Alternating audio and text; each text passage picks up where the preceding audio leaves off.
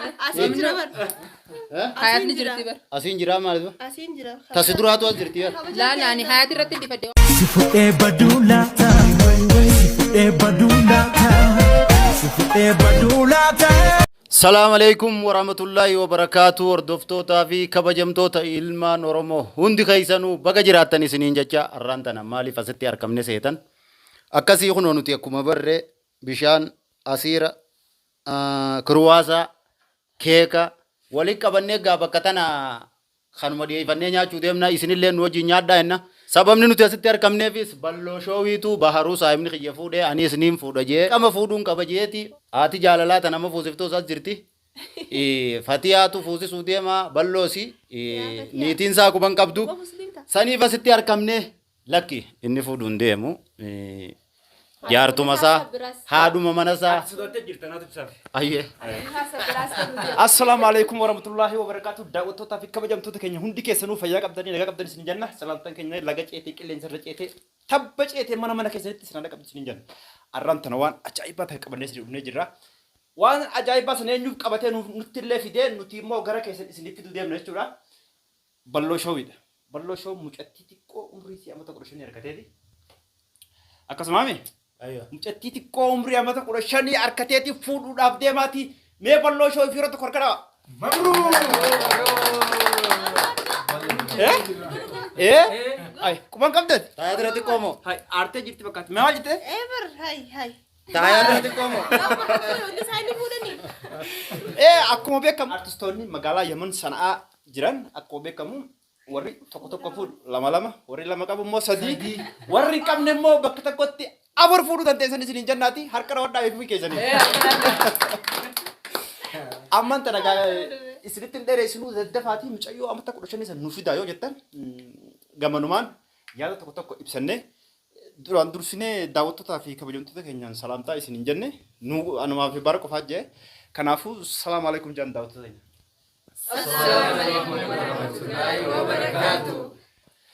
Hayyee daawwattoota keenya assalamu alaikum warahmatullahi wabarakatuh isiniin jaanii jiranii nuti jennee jirra. Sagantaan keenya wal dura duubaan itti fufaa hordofaa isiniin jenna. Rakko ismarraa baafnee. Isarraan baasinnis.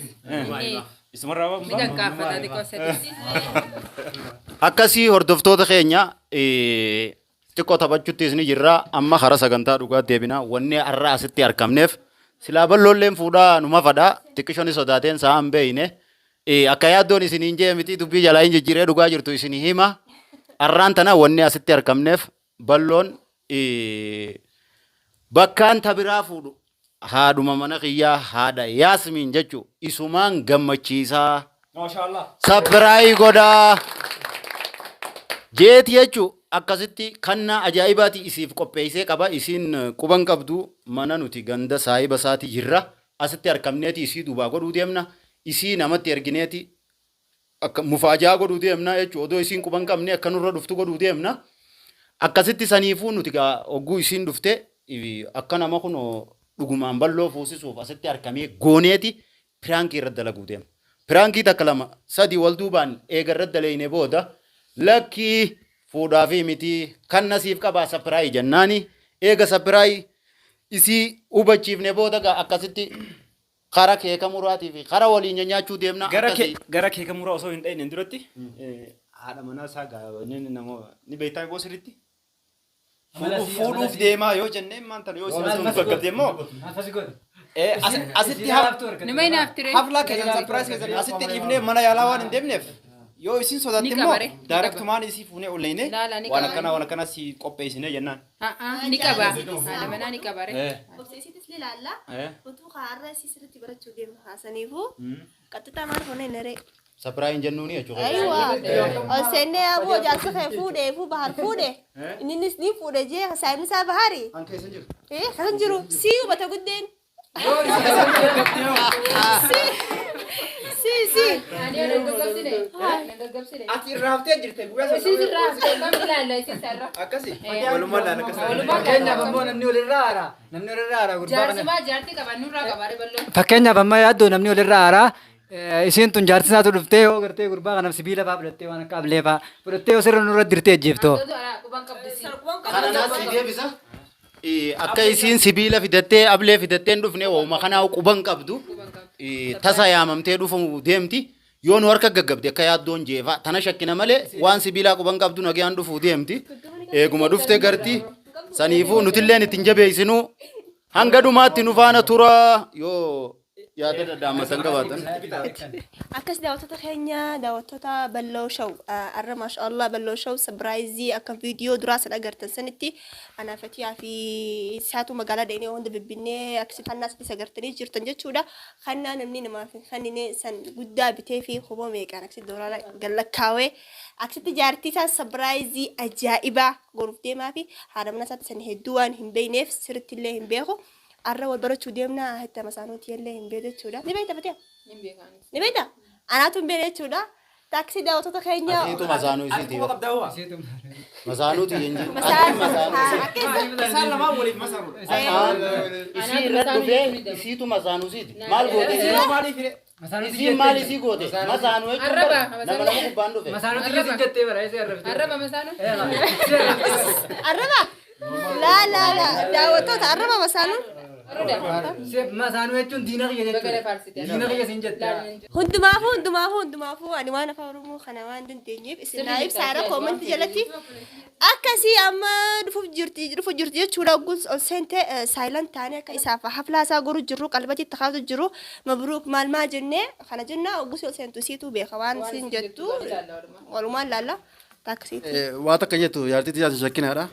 Isinirraa hin dhorkaa. Yoon harka gaggabde immoo walumaan hojii qabdan taa'ee. Takka ishee qabdanii akka yaaddoon fa'aa jechuun akka baariis.